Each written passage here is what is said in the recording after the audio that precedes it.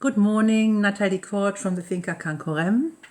My cup of today is a cup of an artist called Gustavo. He has an exhibition, a fixed one, in a gallery in the northeast of Mallorca. And that's the kind of art he does, his little figures. Funny, funny little stuff. Okay, so this is how I start today. And then I wanted to start with a little story that happened to me yesterday.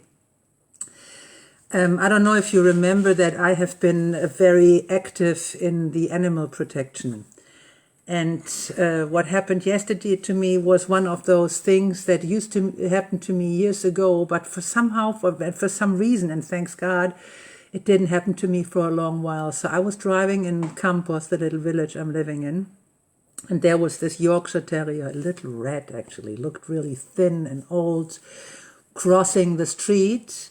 And I didn't see the dog until the very last moment. And I hardly was able to put the brakes, but then and then I stopped the car. I let the dog pass, and I was thinking, oh my God, what am I going to do with this dog? Because this reminded me so much of my former life. And I said, am I going to take responsibility? Am I going to take the dog and bring him to the police? Do I leave the dog? Because in Spain, dogs make their own little rounds. So what am I going to do? And I decided to let go and keep my trip. I come back home. I open Facebook and it says there is a little Yorkshire that got run over by a car. And I was like, really? Really? Why don't you just follow your heart? And why didn't you just take the dog, put it in your car, and that's it? Hello, Daniela. So I learned my lesson, and then later somebody wrote, the dog is not dead, the dog is with its owner. So I was very happy and very relieved. But I was thinking, okay, although you're not in the animal protection anymore, and your heart says keeping responsible, I will do that, and that's it. And in that context, we have a little other Yorkshire Terrier in the house, and she's not very smart. It's not the smartest dog of the world, but it's my dog. I adopted her, and she's with me. And we call her Leah, that's her name, but on the daily basis we call her Two Light Bulbs.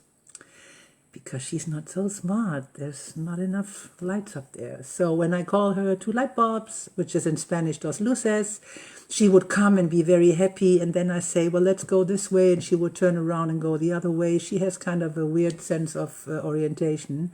And she does funny things. And we keep laughing about her.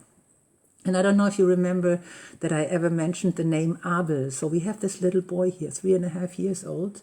And for some reason, he cannot say, or he refuses to say, two light bulbs.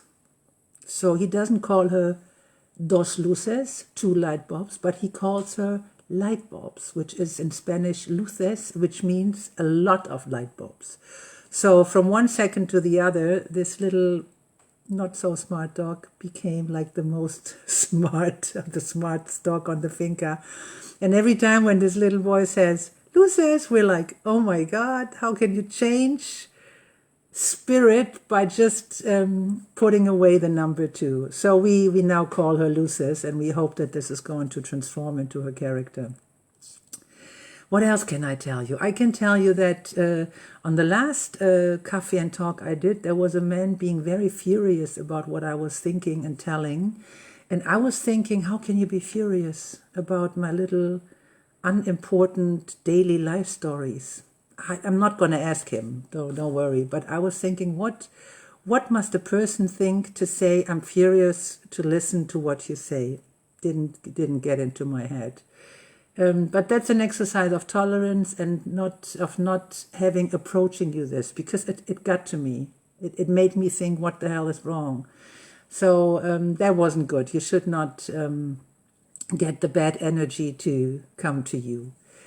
And I wanted to tell you last Sunday, I did a beautiful excursion. If you ever come to Mallorca, or if you already live in Mallorca, please go to Cala Figuera, and then you take the road direction Samarador. You have a little hike where you have to go up it's not too much. You can do the mountain goat, but it's not really too difficult. So if you can do it, if you have the time to do it, go ahead and do it, or call me and we do it together. I always like to walk or hike with people or new people. And that's basically my story for today. Thank you, Daniela. Thank you. So that's basically what I have today to say. My little Yorkshire story, which really hit me big in my heart, because I acted against my heart. I let the dog go, although I knew there was a possibility that this dog get stepped over, and he got stepped over. Will never ever happen to me again, seriously.